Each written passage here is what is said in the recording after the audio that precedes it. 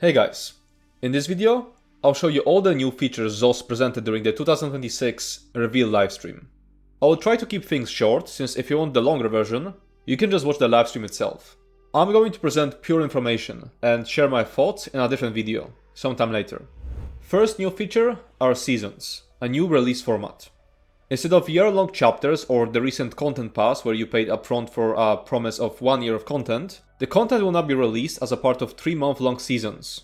All new features and content will be completely free, because the money will instead be made through Battle Pass, called Tamriel Tomes. Susan emphasized that seasons will allow them to experiment and try all sorts of new things, and release content in old zones. Each season will have a Tamriel Tome, which is a Battle Pass, tied to it, and it will have different rewards in the Gold Coast Bazaar, which is a new feature I'll talk about after I talk about the Tamriel Tome Battle Pass. Season 0 launches on 2nd of April, so it's coming during Update 49, which arrives on 9th of March. Next feature, the Tamriel Tomes. Tamriel Tomes are basically battle passes that will last 3 months, aligned with seasons. You will earn progress by completing weekly and seasonal challenges, and there will be no daily challenges. As for the types of challenges, they mentioned questing, trials, PvP, crafting, and dungeons. You will be able to reroll your weekly challenges if you don't like the ones you've got. The Battle Pass will have 3 tiers: Free, Premium, and Premium Plus. Free is obviously available to everyone, and grants you access to the free track of Battle Pass rewards. It's only available while the season is running.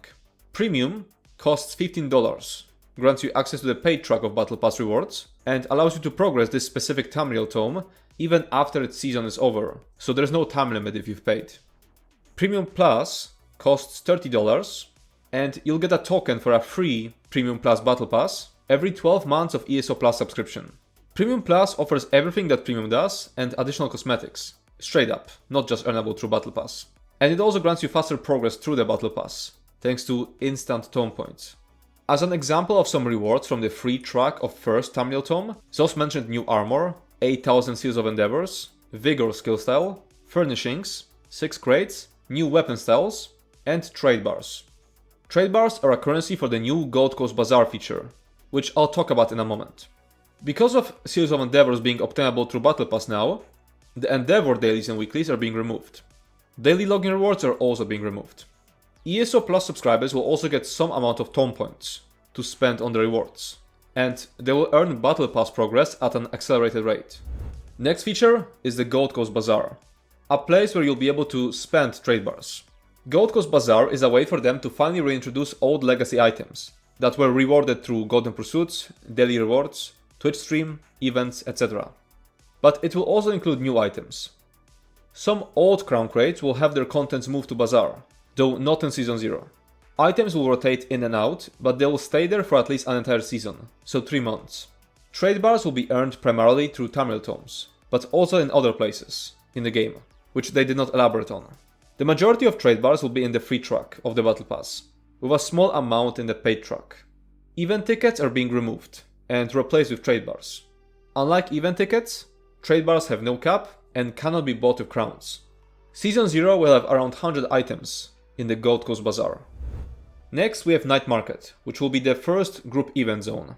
It will be a PvE zone located in Fargrave, filled with challenging encounters. It's meant to have a lot more challenging than usual content.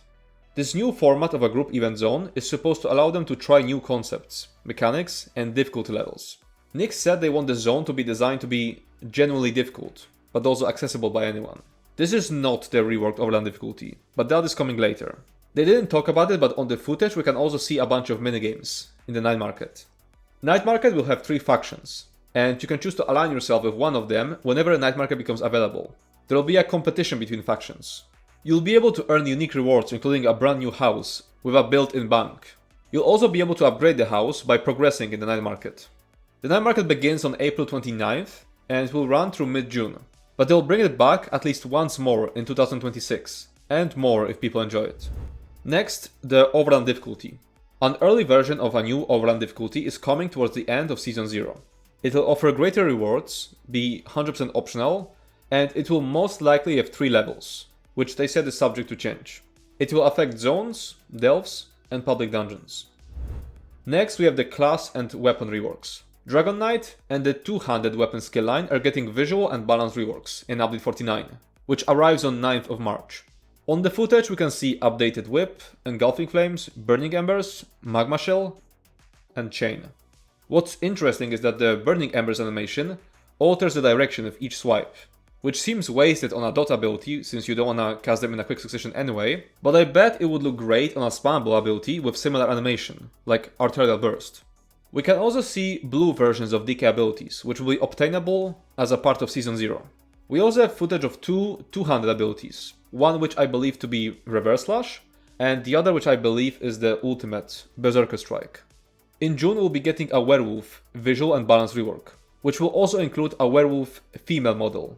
I don't have access to the images as I'm editing this video, but the concept art of the new Werewolf look should be shown on the reveal livestream. After that, according to the roadmap, we're getting a Warden rework in September, Sorcerer rework in November, and after that, the order is supposed to be Templar, Nightblade, Necromancer, and Arcanist. What they're trying to achieve with reworks is adjusting skill lines to make them feel like a more complete kit, to make pure classes more viable. Nick also mentioned efforts to reduce the floatiness of combat. Next, we have a lot of quality of life features. ZeniMax now has a whole team dedicated to introducing quality of life features. And the features coming in update 49 are respecing attributes and skills directly from UI at no cost. The scam scrolls are gone from the Crown Store. Guild Trader listing going back to 30 days. We're getting account-wide outfit slots. We're getting faster mount training. We'll be able to get 3 upgrades per day instead of 1. There is one brand new mount that will be available for purchase for gold, and 60 mounts are being moved from Crown Store to the gold vendor. They're increasing the furnishing limits on all non-notable houses, so the cap in large homes goes from 328 to 415. The vampire and werewolf curses are removed from Crown Store. They're now started with a quest. The cures will cost 0 crowns, and they're increasing the number of in-world NPCs and shrines. Mimic stones and outfit tokens will no longer be sold individually for crowns. Upgrading your bag and bank space will now cost less, and bag can be now upgraded in UI, without needing to talk to an NPC. You'll now be able to hide your chest, waist, legs, hands, and feet slots in your outfit. The zone guide is getting improvements. You'll be able to choose what to track, instead of just tracking it in order. Antiquities will have longer duration for higher difficulties. Crafting research will now be quicker. They're lowering the time across the board. Treasure maps are being reworked to improve user experience. You'll now be able to represent the guild tag without wearing the guild tabard. And both skill bars will now gain experience simultaneously, instead of only getting experience for the abilities on the currently active bar. Transmute cap is being increased to 1500, so 3000 for ESO Plus subscribers. And there are also a bunch of quality of life features that are coming later, not in update 49. We have guild mail improvements, which will allow guild leaders and officers to send mailers to guild members. We'll have a golden pursuit for new players, which is meant to help guide users after Cold Harbor. We'll have guild bank improvement, which is described as improving function and looking to reduce theft. We'll have hybridization work for alchemy, and guild housing. As for next feature, ZOS promises a PvP progression system, with dedicated PvP rewards and unique cosmetics. They said they're planning on updating it regularly, and is likely coming in June. You'll be able to progress it through Battlegrounds, Cyrodiil, and Imperial City, to unlock rewards through a certain period of time, kind of like a PvP season. They mentioned bringing back 3-sided Battlegrounds, at the beginning only during weekends, but if received positively, they'll be brought back more often, and potentially made permanent. They also mentioned adding ways to get around Cyrodiil faster, and that they'll be continuing working on Vengeance after March. Next feature are solo dungeons, which are coming in Season 2, so somewhere around November. At first they're only going to convert Moonhunter Keep and March of Sacrifices.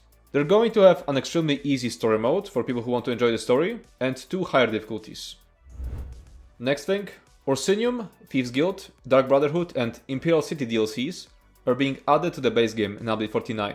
And according to the roadmap, the same thing will happen to Greymoor during Season 2. Next we have Dynamic World Events, a new feature which will allow players to experience the zone in a more vibrant way, where things can pop up, instead of just a world boss that is in the same place at all times. There will be events which you can stumble upon, and they won't be just combat focused. They set to temper expectation on this one because the first implementation in Season 1 will be just a small test, as they're building tech. And as for other stuff, so things that are only mentioned in a single sentence, During Season 1, we'll get a new trial called Crimson Veld. We'll also get a system called Sage's Vault, which we don't know anything about yet. And in Season 2, we'll get an event called High Seas of Tamriel, which will involve seas, ships, and naval combat. And that's it for this video. Thanks for watching and see you next time.